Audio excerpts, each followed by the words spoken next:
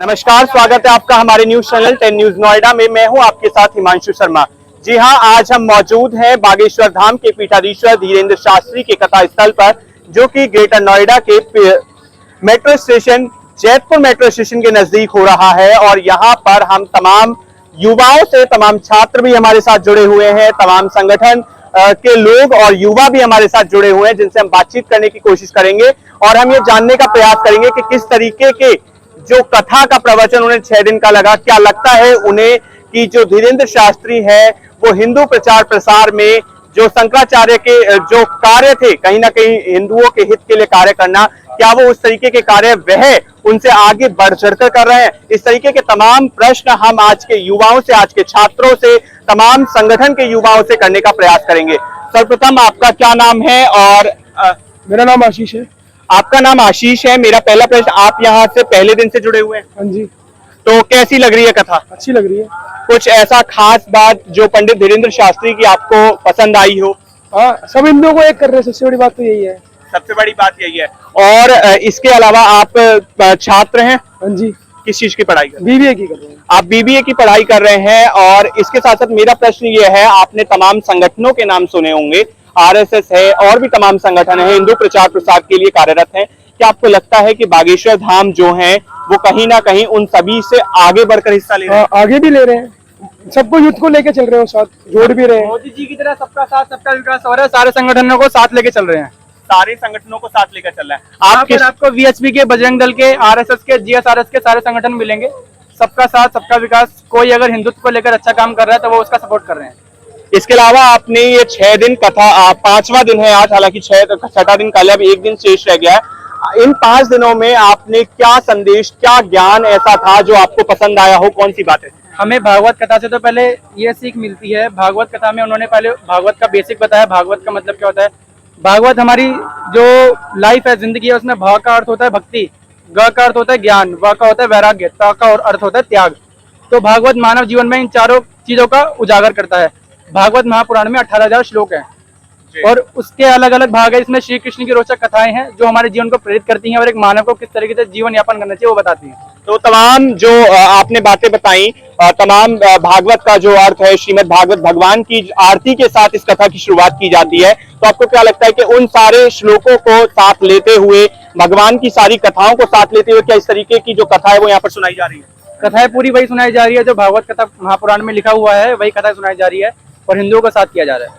हिंदुओं को एकत्र करने की बात कही जा रही है। जिस तरीके से गोरखनाथ पीठ से हमारे मुख्यमंत्री, माननीय मुख्यमंत्री योगी आदित्यनाथ जी निकले थे, क्या आपको भी लगता है कि बागेश्वर धाम के जो पीठाधीश्वर हैं वो आगे जाके राजनीति में शामिल होने वाले? नहीं, मुझे आगे तक ऐसा कुछ नहीं लगता है।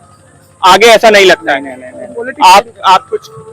यहाँ ये सिर्फ हिंदुओं को एक करने की बात है। यहाँ हिंदू बटे अलग अलग मठ संप्रदाय में, उनको एक करके हिंदू राष्ट्र बनाने की इनकी प्रकल्प है, योजना है। वो उसमें हम सब यूथ योगदान देने के लिए यहाँ खड़े हैं। इतना ही हम चाहते हैं, राजनीति से हमें कोई मतलब नहीं है। क्या आपको लगता है कि हिंदू संस्कृति को और हिंदू संस्कृति के प्रचार प्रसार को, हालांकि हमारी जनसंख्या इतनी है आज देश की, फिर भी क्या इसके प्रचार प्रसार की आवश्यकता लगती है आपको? बहुत लगती है, क्योंकि लोग छोटे छोटे मत संप्रदाय में बटे हुए हैं। कुछ शंकराचार्य के संप्रदाय हैं तो वो लोग मध्व गौड़ संप्रदाय से भेद खाते हैं।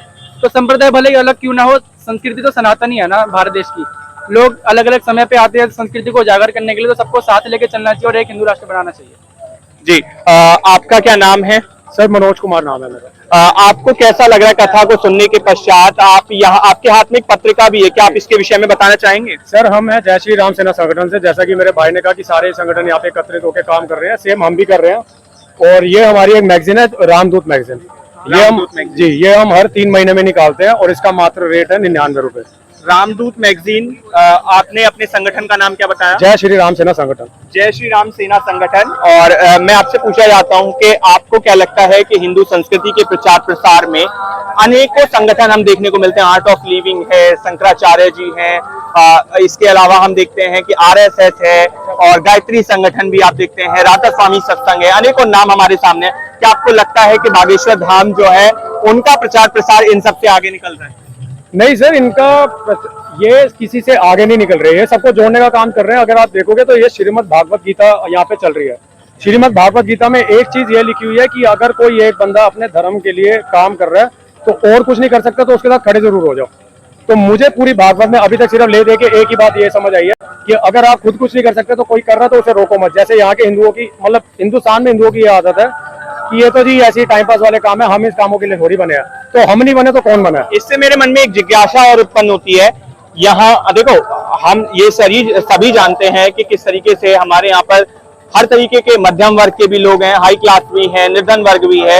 यहाँ पर क्या उच्च वर्ग की जो संख्या है वो आपको देखने को मिल रही है? सर बिल्कुल है ना, उच्च वर्ग की संख्या। अब हमारे बाबा जी के ही, मैं आर्थिक स्थिति के बारे में बात कर रहा हूँ। आर्थिक स्थिति की बात कर रहा हूँ सर। मैं आपको एग्जांपल ही वो देने वाला हूँ। इनके जो भक्त हैं, आपने को पता नहीं, अब देखा नहीं देखा, आप तो मीडिया से हो, हमें मीडिया में ही देखने को मिलता है। मनोज तिवारी जी इनके पास आते हैं, काफी नामी ग्रामी सिंगर है वो, बिहार के। नहीं, मैं बात कर रहा हूँ क्योंकि हालांकि वकील है और भी तमाम लोग हैं, जो लोग हैं वो क्या नाम है, आपको लगता है कि इस भीड़ के बीच हिस्सा बनने के लिए तैयार हो पाते हैं? सर इनके यहाँ पे जो भी आएगा उसको भीड़ का हिस्सा तो बनना ही पड़ेगा ना। आप मेरे को एक बात बताइए, ये तो बात मैं नहीं बोल रहा, ये तो अब मीडिया से भी प्रूफ हो गई, पुलिस की भी इन्वेस्टिगेशन हो गई, नागपुर से जो इनके ऊपर केस चला था वो भी सारा खत्म हो गया कि अंधविश्वास फैला रहे हैं। तो उस टाइम पे जब इनके ऊपर केस है ना, तो सारे गए तो इनके दरबार में ही। मीडिया से कोई ऐसा तो था नहीं कि सुधीर चौधरी आए तो उनको सबसे आगे बिठा दिया, वो भी बैठे हुए थे बकायदा, नीचे इनकी कथा ही सुन रहे थे। उसके बाद जो इंटरव्यू हुआ तब उन्होंने क्वेश्चन पूछे। अगर इनका कोई ये पर्चा बनाते हैं तो उसमें ये नहीं है कि कोई बड़ा बंदा आया हुआ तो उसका पर्चा बनेगा, ऊपर से जो जिस चीज का बुलावा आएगा उनका पर्चा बनेगा। जी, और भी तमाम हमारे साथ हैं। आप भी छात्र हैं? हाँ जी, जय श्री राम। मैं भी छात्रा हूँ, मेरा नाम रूबी है और मैं बीएड कर रही हूँ। आप बीएड की पढ़ाई कर रहे हैं, तो आपको क्या लगता है कि ये जो संगठन है वो कहीं ना कहीं हिंदू संस्कृति, हिंदू प्रचार प्रसार में एक अहम भूमिका निभा रहा है? हाँ जी, हिंदू में तो कर ही रहा है और बेसिकली इस संगठन का मेन मकसद है कि सनातनी हो, सभी सनातनी को एक करना। जैसा कि आपको पता है धर्म एक ही है, बाकी सारे पंथ अलग अलग बट गए हैं, लेकिन धर्म एक ही है जो कि सनातन। तो हमारे जो महाराज जी भी कर रहे हैं वो यही कर रहे हैं, वो अलग अलग धर्मों को नहीं कर रहे हैं कि जोड़ रहे हैं, वो बता रहे कि भाई सब सनातन है। एक्चुअल में हम तो एक आत्मा है ना, और आत्मा कभी मिटती नहीं है, मरती नहीं है। तो लोग भूल गए कि हमारा जो धर्म है वो सनातन का है। क्या आपको लगता है कि आज का युवा अपने भक्ति में मार्ग से भटक रहा है? हाँ जी, बिल्कुल बहुत भटका हुआ है, और जिसकी थोड़ी बहुत भक्ति दिख भी रही है वो थोड़ा मटेरियल डिजायर ज्यादा रखता है, स्पिरिचुअली इंक्लाइन नहीं है अभी वो। तो जो महाराज जी को सुनेगा, जो कम से कम उन्हें 10 दिन की रेगुलर सुन लेगा, वो डेफिनेटली वो पूरा स्पिरिचुअल पाथ में आ जाएगा। कथा को सुनने के बाद कैसा लग रहा है? कथा को सुनने के बाद बहुत बहुत आध्यात्मिक फील हो रहा है। ऐसा लगता है कि मतलब कुछ बहुत बड़ा राज था जो हम सबकी लाइफ से मिसिंग था, वो अध्यात्म था, अब वो महाराज जी हमें दे रहे हैं। क्या आपको लगता है कि जिस तरीके से माननीय मुख्यमंत्री गोरखनाथ पीठ से राजनीति में आए थे, क्या आपको लगता है बागेश्वर धाम भी राजनीति में आएंगे? नहीं, बिल्कुल नहीं। वो कहते, वो साफ कहते हैं, वो कहते हैं 10 रुपए की राजनीति के लिए करोड़ों का अध्यात्म नहीं छोड़ सकता। नहीं आएंगे। नहीं आएंगे। कैसा लग रहा है कथा को सुनने के बाद? बहुत अच्छा लग रहा है, बहुत आनंद आता है। बहुत आनंद आ रहा है। तमाम धर्मगुरु जो है, क्या उनसे आगे निकल रहे हैं बागेश्वर धाम के पीठाधीश्वर? क्या लगता है? उनका इंटेंशन तो नहीं है आगे निकलने का, बट हाँ डेफिनेटली वो आगे निकल रहे हैं, क्योंकि उनमें ना एक सच्चाई भी है जो सबको दिख रही है। और भाषा को लेकर क्या बोलना चाहेंगे? कैसी भाषा लगती है उनकी? बहुत अच्छी लगती है, मीठी बोली, ब्रज की बोली। वही तो जाते हैं हम लोग, उनको सुनना बहुत अच्छा है। जहाँ हमारा हिंदू यूथ है वो हिंदुस्तान में, क्योंकि इंग्लिश ज्यादातर इंग्लिश को बहुत ज्यादा प्रेफरेंस मिल रही है, तो उसमें महाराज जी की जो भाषा है वो काफी लोग अगर उनको सुनते हैं तो कहीं ना कहीं प्रेरित होते हैं लोग, प्रेरित होते हैं एकदम। अगर एकदम गांव की भाषा भी ना बोले लोग तो एटलीस्ट हिंदू को तो, अपनी हिंदी भाषा को तो लोग प्रेफरेंस दे रहे हैं। अपनी भाषा और तमाम बातें यहाँ पर की गई कि अपनी भाषा को बढ़ावा देना चाहिए। उसके साथ साथ बाबा की जो कथाएं हैं वो कहीं ना कहीं हिंदू प्रचार प्रसार की ओर अग्रसर करती है। अनेकों तमाम संगठनों से जो बागेश्वर धाम के पीठाधीश्वर हैं वो कहीं ना कहीं आगे बढ़कर हिस्सा ले रहे हैं।